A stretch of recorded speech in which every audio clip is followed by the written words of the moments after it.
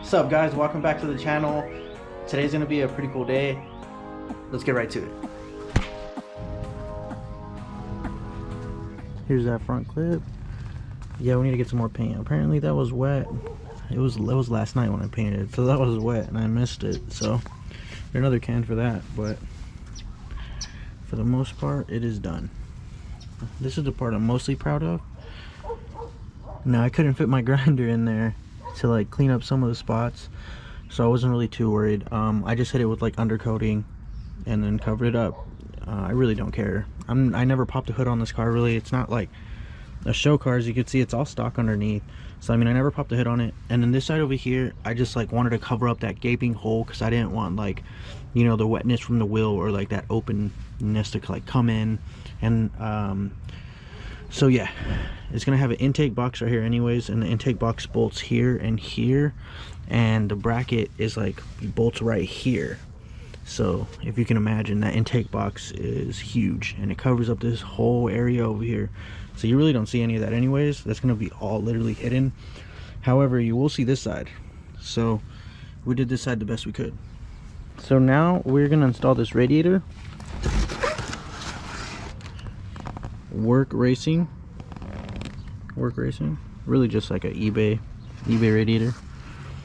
I don't think it's anything really fancy, but yeah. What do I do with those cushions? Oh, I was about to say, man, don't you guys hate that when you put something down and you just forget about it?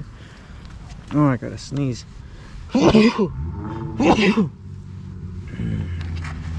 Ah, bless you. Thank you, guys. Thank you. So here we go. I'm putting these little cushions on the bottom. Probably should have spit on it first, huh?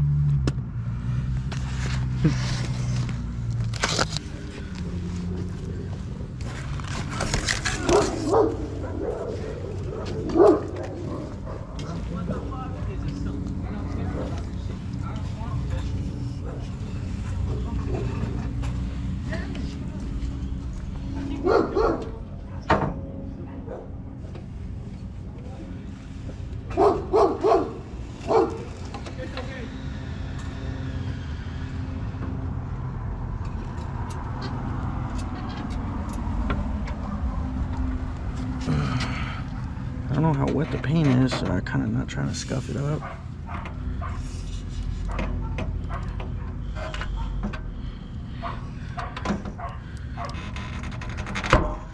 I was about to say, I don't know why, but it feels like it's not fitting.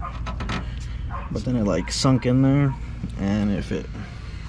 I forgot, I brought the tripod out because I was going to put this on the tripod and show you guys me putting it in. And I didn't even use it.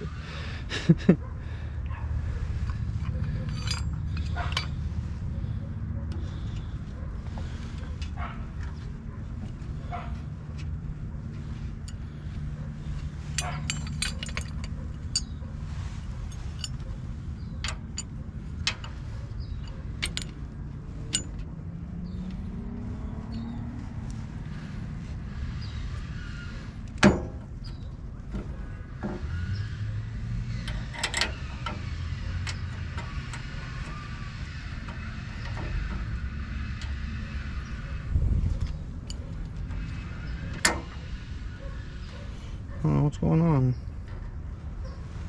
We'll have to use a different kind of stay for this side, or what? Or am I not in those holes right, or something on the bottom? Well, it looks right.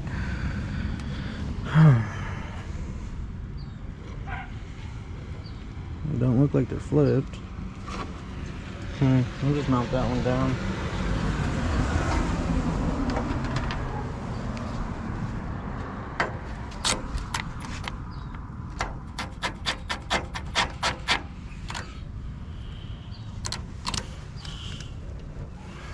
Oh, I feel like this one might be too short.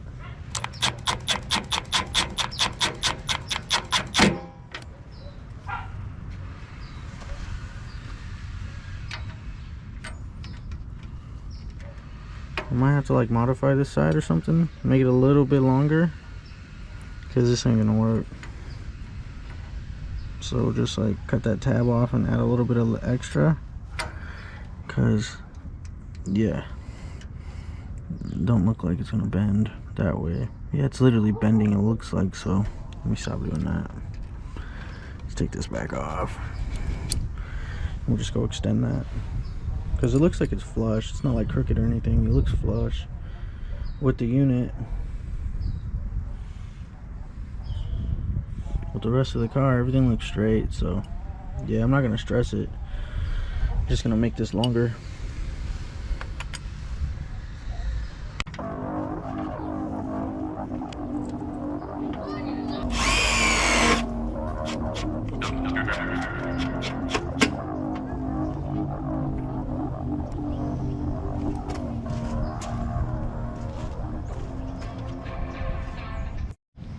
So basically, guys, right here, this is the same concept as like doing the wire tuck. You know, when you do the wire tuck on like any other Civic, you would wrap it from the outside and then you know, go through the hole right there, and then you got to make your own hole.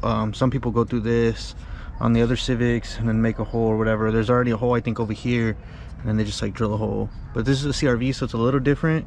It doesn't have like the same exact parts, so like when I'm describing it, it's not even there. So this is just so I could get my little Stanley side marker that's on the fender to work.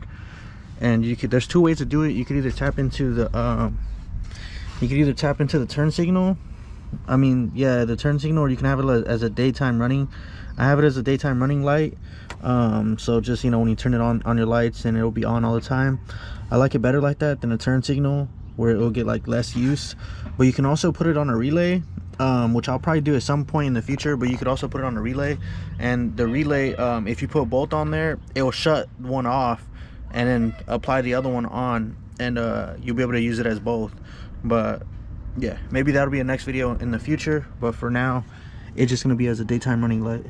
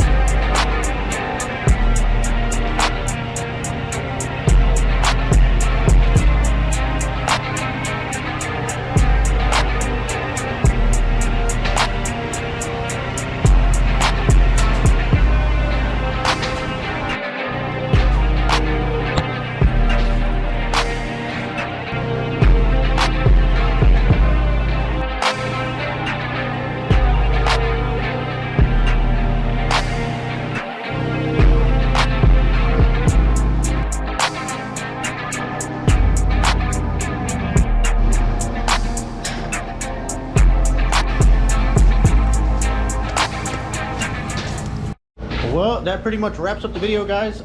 If you liked the content for today, like the video, subscribe. Again, subscribe to my channel, please. Please, I'm begging you, subscribe to my channel. No, I'm just saying. No, I'm just kidding. But obviously do it. No, I'm just kidding, but please go ahead and do that. It helps out the channel a lot. And yeah, I hope you liked it. We should have a lot more better stuff coming out as far as the car getting done. I know we're excited to see it done. I know a lot of the stages in between are kind of boring, but as soon as it's you know, revealed, then I'm not gonna have nothing to post. So I'm gonna keep it going, and we're gonna keep this alive, and I'm gonna find something else to talk about after that, and we'll probably get into this. We really need to finish this car. I brought it up on the channel in the very beginning, but a lot of you new subscribers didn't see it yet. So yeah, it's my 94 Nissan Sentra. Everything's pretty much custom on it. Has Nitto NT05s, Anki RPF 1s, with pretty good offset. I like the car. I did it just like I was wanting to do something. I had this car as a project, and I love this chassis. It's like my very first like car, So I love this chassis right here. I learned so much about cars owning, you know, these cars, these Nissan Sentras. And so yeah, on this one, being that I had it in my backyard parked, didn't plan on driving it anytime soon, I went ahead and, you know, I built a roll cage for it, put some bride seats in there, brid seats in there, went ahead and you know, got a turbo for it. Max Speeding rods hooked us up with that turbo for this car.